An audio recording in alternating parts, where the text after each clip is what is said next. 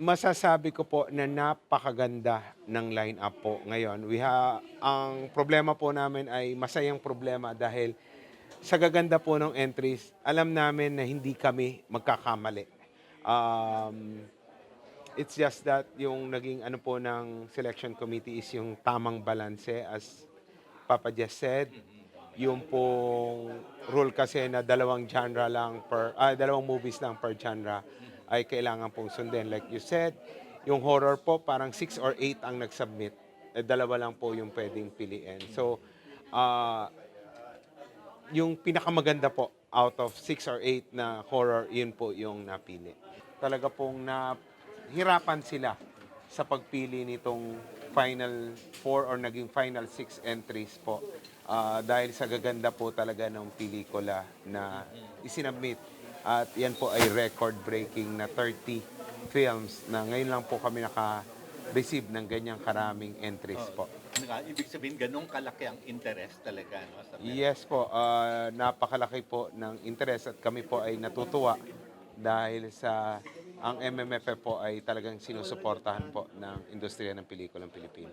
Ang MMDA naman po or particularly ang MMFF ay walang share dyan sa ticket sales. So, pero makikiusap po tayo, kami naman po ay nakikinig sa sentimiento ng mga moviegoers. At pakikiusapan po natin sila. Pag-uusapan po namin siguro yan sa susunod na pagpupulong. Lalong-lalo na po na ngayon na kumpleto na po yung final entries. Ang nagkulang naman ngayon, fantasy. So, wala naman nagsubmit ng halos fantasy. Kaya, And, ano, and Chairman, so hindi pa kayo decided kung December 16 o 17 ang parada? Yes, we will discuss it with the LGUs concerned. Kasi po ang ating parada ay sa Kamanaba area.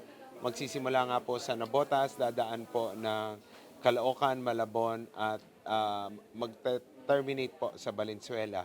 So, i-discuss po natin sa mga mayors itong mga bayan na ito kung ano po yung preferred dates nila, kung saan mas maraming nating kababayan ang makakapanood ng parada ng artista po natin. At ang maganda po, meron ng international exposure ang 10 entries ng Metro Manila Film Festival.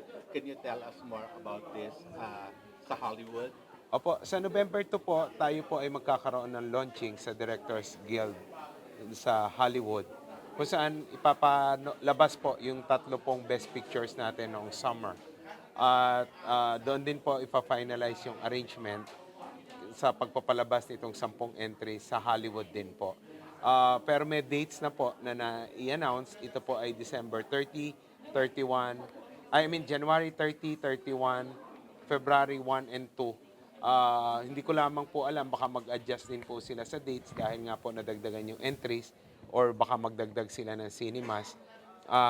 Ipa-finalize na rin po namin pagdating doon sa November 2 yung pong mga arrangements at yung magiging panuntunan po ng pagpabalabas nitong 10 entries. Pero I was informed na magkakaroon din po ng sariling awards night sa Hollywood kung saan ang mga magiging jurors po ay mga film Hollywood actors and actresses. So malaki po ito at magandang exposure po at hopefully ito po yung magbukas ng pinto sa pelikulang Pilipino sa ibang markets abroad. Ayun. Chair, nabanggit niyo po kanina na hindi pa po kayo sigurado kung meron pang summer MMFF. Well, marami pong nagre-request, particularly sa Cinema Association, sa mga producers, sa mga artista at mga taga-industriya na mag-conduct po uli ng Summer Film Festival. Yan po ay i-consider namin seriously. Maybe after po nitong Christmas, we'll discuss it with the EXICOM. Um, Siguro po sa damit, Papa Jess, ng magagandang ay kaya pa po nating makabuo ng isa pang film festival out of the 24 entries na hindi po napili sa finished film. Yung po mga hindi pinalad, pwede pa rin po sila mag-submit sa... Kung magkakaroon po tayo ng summer, pwede pa po nilang i-resubmit at I can assure them na wala na pong entry fee kung sakaling i-resubmit po nila. Chair or Sir Jis, tatanong ko lang po yung explanation paano po kayo umabot sa nadagdagan po yung entries ngayon. Um, Kaya po naging 6 instead of 4. Yung final 3 po, yung 4, 5, and 6, sobrang didikit po ng score. So we have to make a decision whether to break yung tie or ipasok na lang sila. So after deliberations po, nagkaroon kami ng discussions.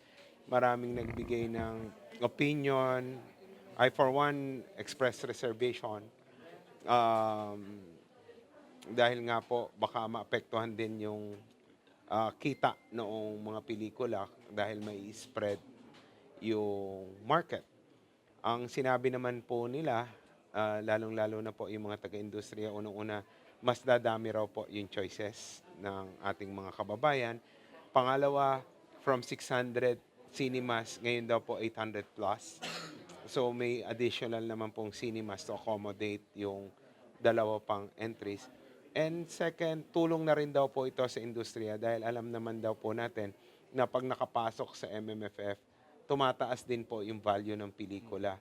Mas nabebenta po ng mahal sa mga streaming platforms. In fact, the other day, kausap ko po yung producer ng isang pelikula na pumasok sa top 3 ng Summer Film Festival. Ang initial offer daw po sa kanila, noong hindi sila nakapasok sa December, ay $20,000 lamang.